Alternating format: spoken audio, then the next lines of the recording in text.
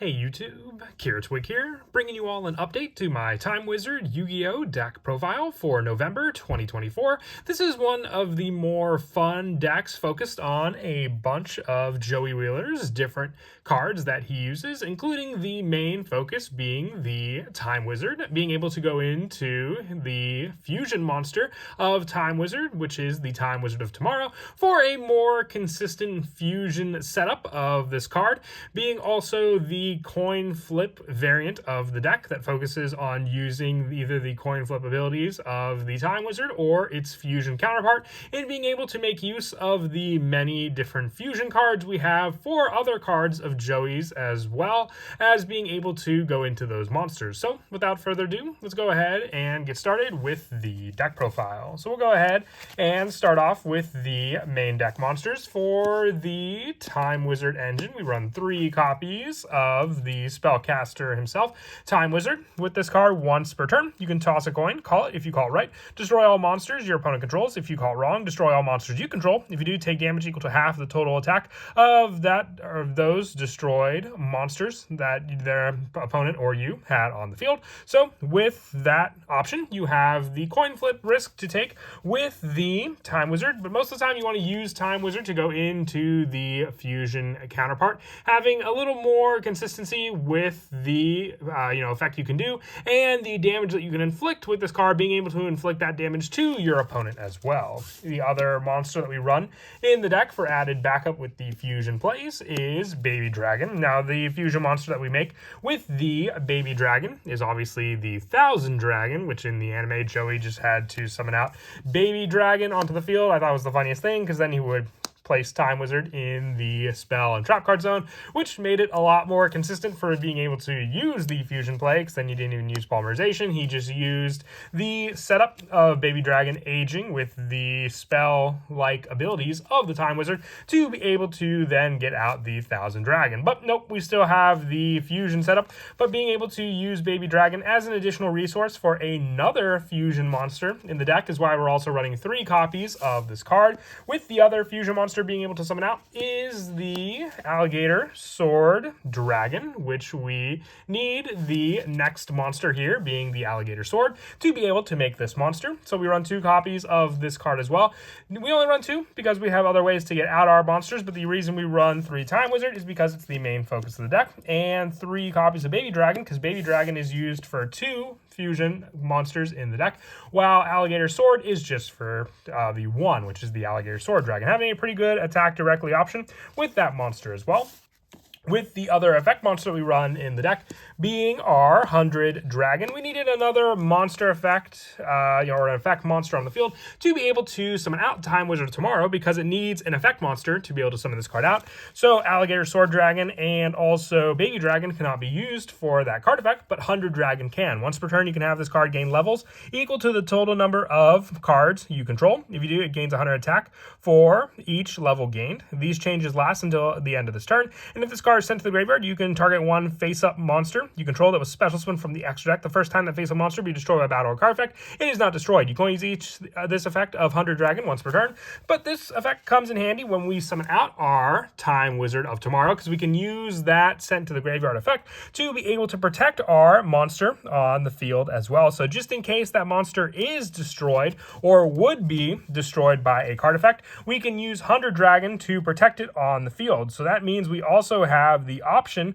of being able to use cards like Time Wizard or Time Wizard of Tomorrow for a second time while it is on the field.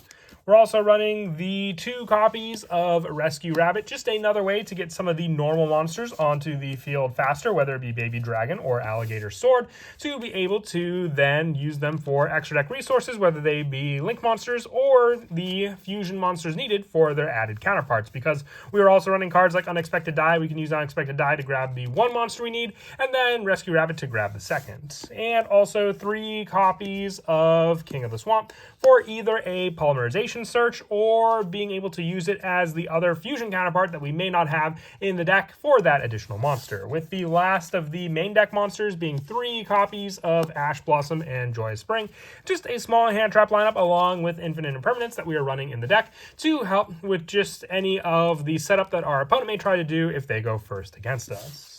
For the spells, running 3 copies of Fusion Deployment. I would say this is one of the best cards in the deck. Just being able to reveal a fusion monster in our extra deck and special summon one of the monsters from the hand or deck of the fusion materials listed on that card. We're restricted to fusion summoning, but that's okay because it's one of our main plays in the deck to be able to go into.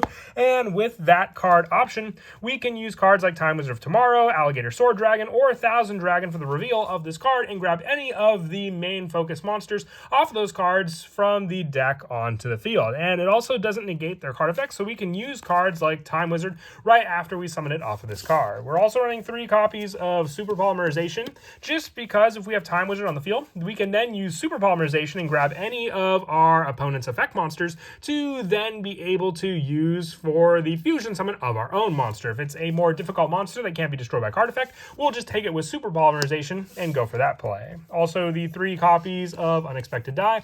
Once again, one of my favorite plays to use before we go for the Rescue Rabbit play, because then we can summon out the other needed fusion counterpart for cards like 1000 Dragon or Alligator Sword Dragon, and then use Rescue Rabbit to grab the additional normal monsters on the field also.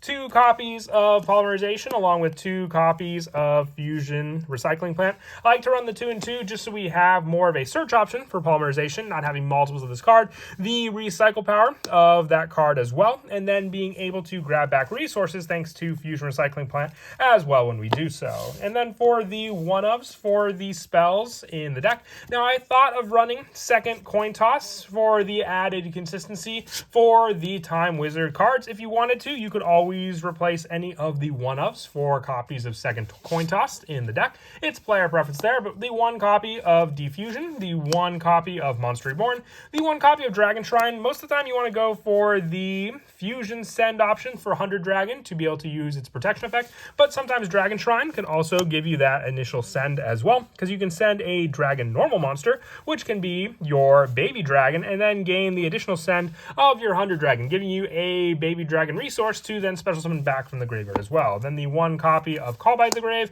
and the 1 copy of Triple Tactics Talent, which if you wanted you could drop either the Triple Tactics Talent or the Defusion, or even both for 2 copies of second coin toss. With our only trap in the deck being Infinite Impermanence, if you wanted to go for more of the, fusion consistency, you could always replace Infinite Impermanence with a 3 of count of Fusion Reserve for more of the reveal and add option also, or even Necro Fusion for more of the graveyard fusion play in the deck as well. And then for the extra deck, we run 2 copies of Time Wizard of Tomorrow. Once per turn, while you control this fusion summoned card, you can toss a coin and call it. Destroy as many monsters on the field as possible. And if you do, inflict damage equal to half the original attack of the destroyed face-up monsters. If you called the coin toss right, your opponent takes the damage. If you called it wrong, you take the damage. So then you have the added option of the damage being able to be inflicted on your opponent as well. That's why the Time Wizard of Tomorrow is one of the better fusion options to go into and not just rely on Time Wizard itself for the coin flip play. 2 copies of Alligator Sword Dragon. For this card, it can attack your opponent directly if only the face-up monsters they control are earth, water, or fire. So with this card being a little more consistent, so with the presence of so many fire monsters in the game currently as well. So you can swing for 1700 damage against your opponent using this monster. 2 copies of 1000 Dragon. You can also comment down below which one of the arts you prefer for the 1000 Dragon. They both look very, very cool. I'm just more fond, I would say, since I'm more used to it, for the anime card art. And then also the 1 Mud Dragon and the 1 Garura for added super polymerization targets, with our link monsters being the 1 copy of IP Masquerena, the 1 Nightmare Phoenix, 1 Nightmare Cerberus, the 1 Nightmare Unicorn, and our Xyz monsters being 1 copy of Baguska, Tornado Dragon, and also the Sky Crisis Typhoon, being able to use the Alligator Sword and Hunter Dragon for more rank 4 and overlay Xyz plays as well.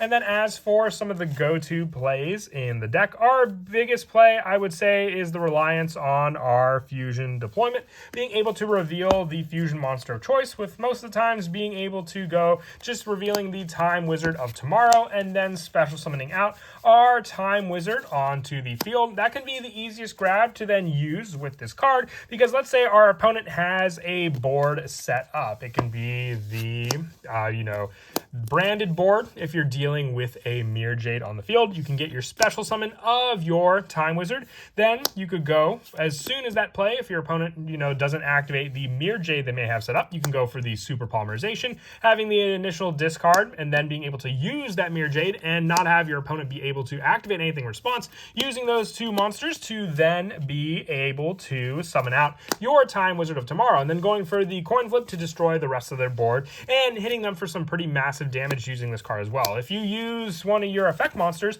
you have the option with your 100 Dragon and your Time Wizard to then be able to use your Polymerization for those two cards as well, because then the initial play is to use those two cards to summon out Time Wizard of Tomorrow, and then use the effect of when it was sent to the graveyard, target your Time Wizard of Tomorrow, and then go for the coin flip option as well. If you call it incorrectly, you can protect Time Wizard of Tomorrow with 100 Dragon and then go for the coin flip again, so having a better odds for that coin flip to be able to inflict for more damage as well. Or even if you called it wrong, you'll take the burn damage, but all the monsters will still be gone on the field, and you'll be able to swing with your Time Wizard of Tomorrow into your opponent. But that is it for the deck profile. I hope you all enjoyed. Once again, wanted to update this deck for a good while with some of the changes that I've wanted to make since the last update to it. And as always, until next time, please don't forget to leave a like and subscribe, and Kira Twig out.